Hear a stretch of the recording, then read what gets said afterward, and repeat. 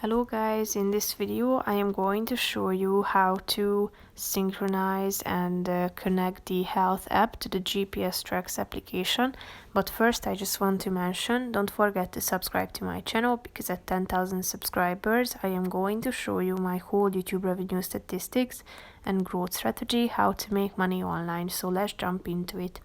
First open the app, then click on the settings button, tap on advanced, scroll down and tap on health kit to save recorded tracks to your health kit.